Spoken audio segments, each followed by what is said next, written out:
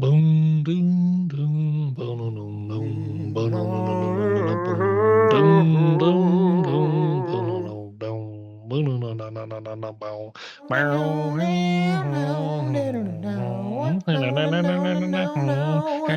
No, don't say no, just say yes to the rest of the best of the rest of the nesting boom, birds in the boom, boom, southern ba-da-dum, seas boom, and sunshine ba-da-ba-da-ba-da-ba-da-boom. is. Yeah, that was that's because I could do. It's hard. It's too soon to tell. Too soon to tell. More likely detached. I thought mine were detached my whole life. And then I thought they were attached, and then now Let's they're see. detached. Oh my gosh, dude, they're freaking falling off. That's how far detached they are. Oh my gosh, the wind caught them. Dumbo. Dude, this chair's so low. It's alright. It's cool. Alright, dude. So what? It's So this 2:50. 2:50 in the afternoon in an undisclosed area. Somebody's gonna figure it out pretty easy. A mountain lake. We're in a mountain lake. What were the senses you felt when you woke up this morning? I've felt very well. I was gonna try and give you a classical description, not a sensorial description. Tell me. Are you asking like? Give me the description your heart wants to give. Oh, well, my heart wants to give a description of waking up to the sunshine and being like, I feel like I should get out of bed. Like, I want to go see what's outside this tent. And it was 6 a.m. And The sun was up at like the sun's, 5:45. yeah, it was early. And just being so comfortable in there, the right temp, the sleeping bag. I'm like, man, this feels so nice. I want to go get out there Dude. and see what's going to happen today. I was so happy when I woke up. Going to sleep with all these frogs and birds chirping, and woke up with the sun. I felt so happy. Like I was just so happy about that. Interesting. Like I wanted to do that every day. And then what was my first priority was just to gather wood to make a fire. I liked that a lot. That's probably what people did forever, huh? Yeah, it just felt right. Well, we're going to give you a quick glimpse of our morning fishing, a couple of video clips, and it's going to be short, and then we'll be right back. 1, 2, 3. And we're back. And so, yeah, that we caught a ton of fish.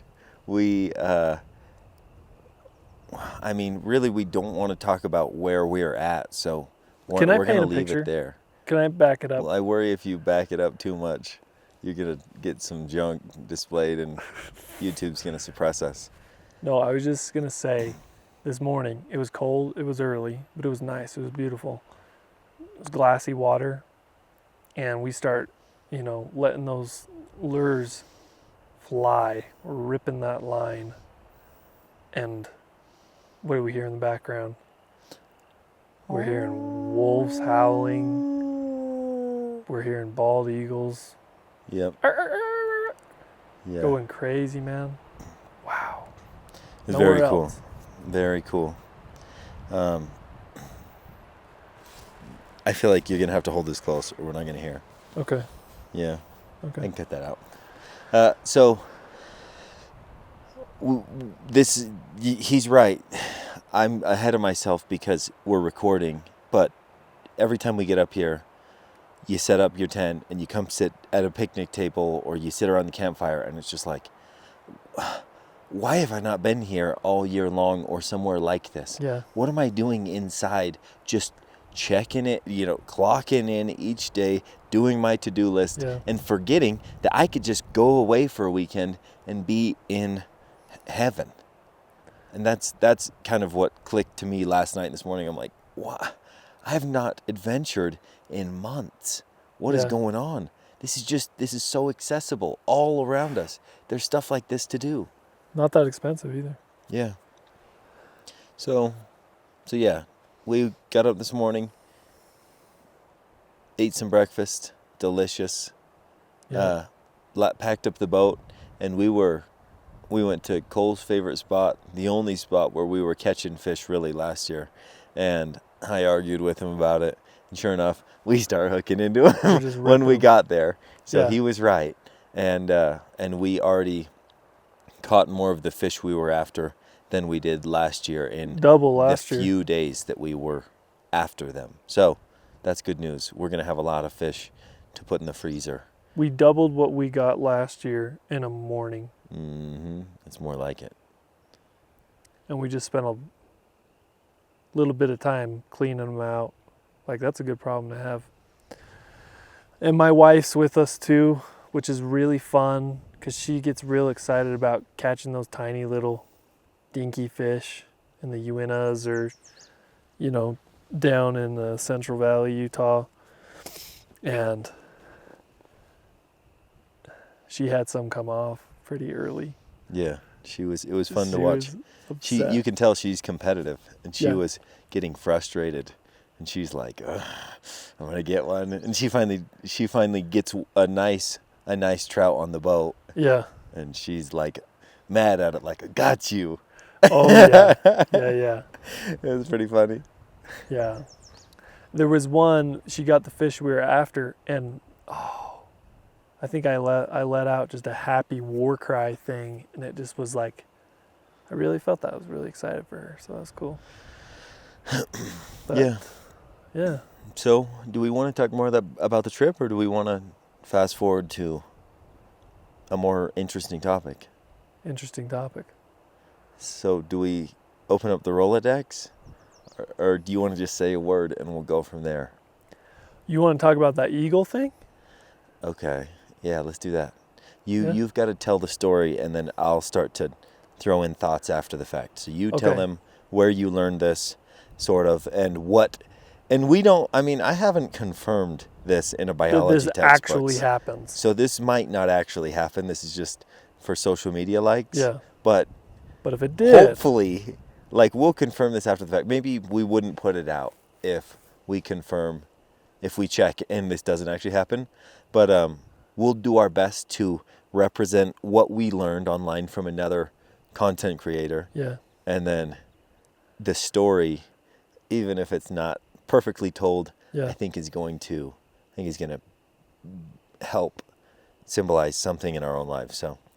Yeah, well, it's kind of like that story, you know, they say like there was a Cherokee Indian, and it was saying, you know, there's two wolves, you know, one that's good after good and one that's after evil, and someone says which one wins. Mm-hmm. He says the wolf that you feed. Mm-hmm. It's like there's not like one wolf that's good and one evil, but it's kind of like that story. So even if this actually doesn't happen, there's some sort of story there, which I think is cool. There's a truth to it.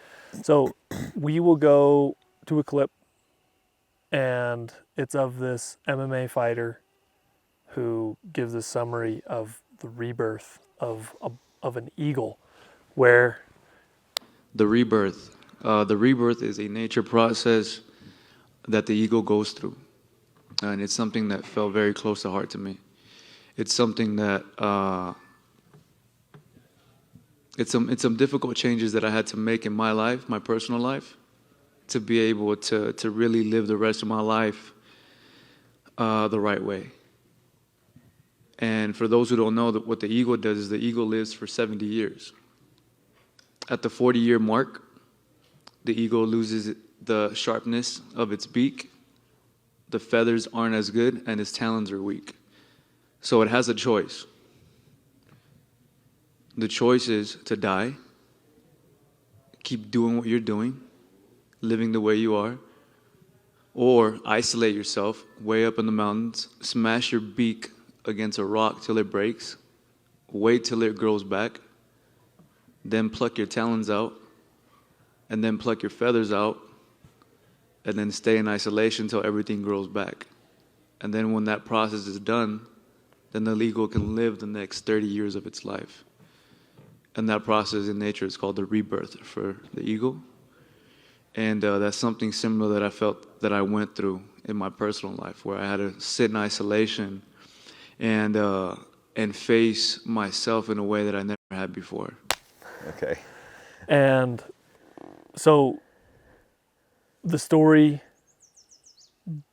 which is amazing, this eagle goes through, years and years of its life. It's maybe about midway through its life, which is, they're saying, maybe 70 years. And it's just been, the apex predator. It's been really, catching fish out of the lake, just kind of terrorizing this big old predator bird. And that'd be so sick if one just flew by. Well, they're all over. I mean, Yeah. that's a giant crow right there, I think. But Yeah. But anyway, so it goes, it can either ride it out, maybe have less of a life because it doesn't have its talons or beak sharpened, so it doesn't, feed itself as long. So maybe it lives a little bit less of a life, or it can go into closure, isolation, and bang its beak in.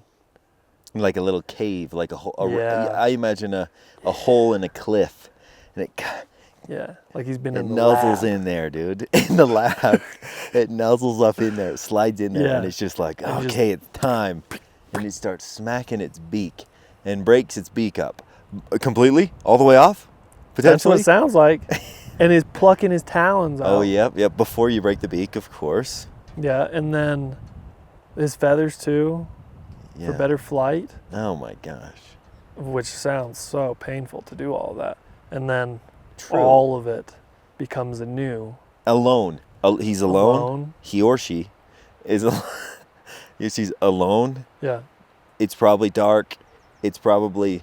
I mean, there's nobody you can vent to about the painful process.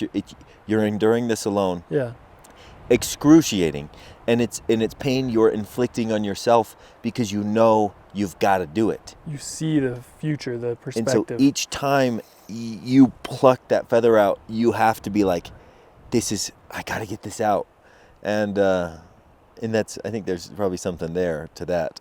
But and but then keep going. fast forward, you grow, you have all that regrowth, your tools, your talons, your beak, your wings, you're able to fly better. And So this eagle, you live for more than double the amount that when that happened. So it's Mhm. like saying like 30 years, and then it'll live to be like you get 70 another, years old. Yeah, you get another 30, 40, and that's pretty sick. So we'll try and confirm that that's factual. And maybe if like we can get some actual science behind it, maybe we'll splice in a clip later Yeah. and say, hey, this is the real science. Yeah. Yeah, so none of this is true. And I am sorry about that. There is the legend of the phoenix who builds his little nest of kindling and dies and is reborn. But an eagle doesn't do any of this. And hopefully the lessons we have discussed still remain valuable. But don't hold this error over our heads, please. So, okay, so what does that mean to So humans? the metaphor, yeah. What do we take from that story? Right. You want to answer that? I mean, I'll start. One is, it's for the eagle. My first question is, does it know what it's doing? Like, does it know why it's doing that? Or is this something that comes out of it organically, that's biological? Like it feels an itch to do it? Yeah. And do we necessarily know when we need to be rebirthed, right? Or do we just get this itch, this urge, like, I gotta do something. Yeah. I gotta do something hard that's gonna, it's getting windy. Sorry about the audio. That's all right. Should we just go with it? Yeah, let's Yeah, go we're with this it. far. It's getting really windy out here. So yeah, the thought is, do we know, or do we just start to feel like, I got to go climb up in that cave. I got to get alone. I have to put myself through some pain in some way, whether that's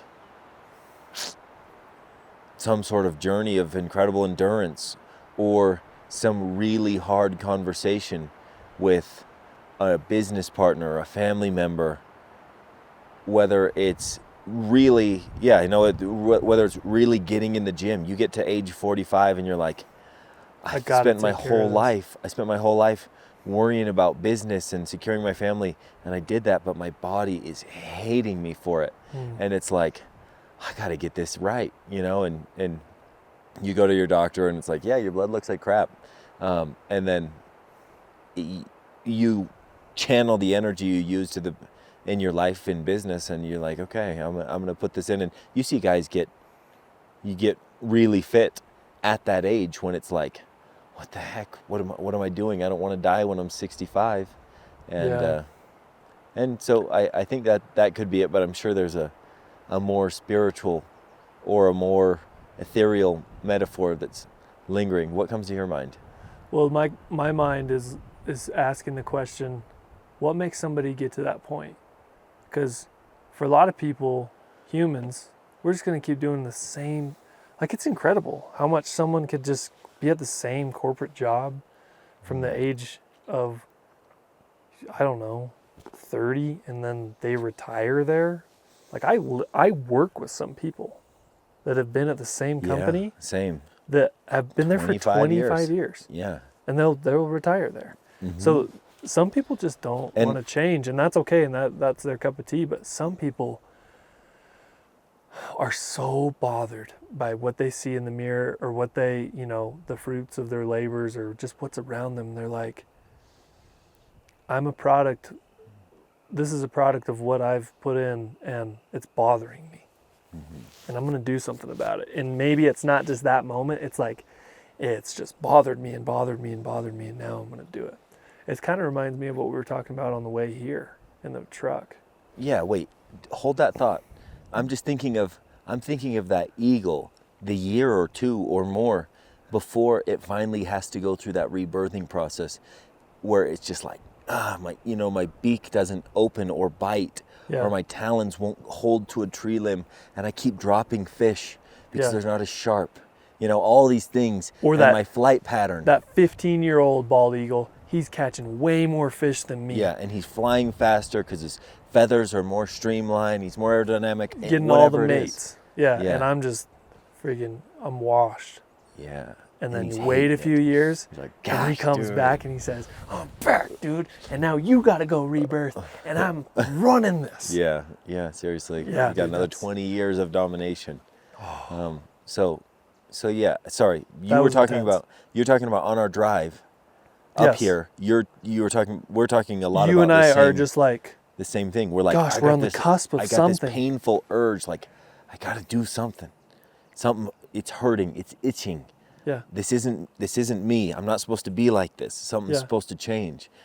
Which is not okay, so what is that revolved around? It's revolved around freedom, financial freedom, freedom of time, mainly for individual exploration, but mainly for family. Yeah. Raising children. Yeah. Whenever you want to go be with them, you can be with them. Just that freedom. And it's like, each of us, even though we have different professions, we're just like, man, we see people that have that, and what do they have over us? Nothing. It's that 15-year, it's that younger or older eagle that just like that guy's a dimwit. He's just flying faster than me. What the heck? Yeah. And it's like, I just got to go break my beak off and I'll be able to, and that there's nothing in particular special about that eagle. It's just his time right now. This is his prime. And in our instance, it's like, what has to change about us to be able to perform at a level that would be satisfactory, that would meet our future and our current family needs, that would set us in a direction where we could live, off the grid with our families and work the land and enjoy nature and do stuff like this on a regular basis, rather than a couple times a year and you get out and you're like, gosh dang it, what took me so long? Like that's the thing. That's the goal, is to not let that feeling occur so frequently of, why haven't I been out here? Yeah. So. Yeah, so maybe we don't do anything with that. Yep, exactly. So I think we'll do another one of these on this trip, but we'll go ahead and cut it. I want to say, in my mind, is there's a lot of people working, these parks and rangers and national parks and state parks this summertime, and they're working real hard because there's a lot of visitors. And so just be kind to them, because I think that, we had an instance of being kind to them, and they were not. Even though we did our homework, we did as much as we could, and they were still upset, but we were kind and friendly, and they probably had a great night, which is cool, man. It's cool to have. And I guess the other one would be to follow the regulations and take care of the campsites and take care of nature and give animals distance. Like, these experiences are so beautiful simply because we protect them. We don't do our human, what humans can do now, and pour concrete over everything. We leave it as is. And I think if we can do that, we can continue to preserve experiences like this for our kids and grandkids, etc. Totally. So, yeah, be nice to the people, nice to nature.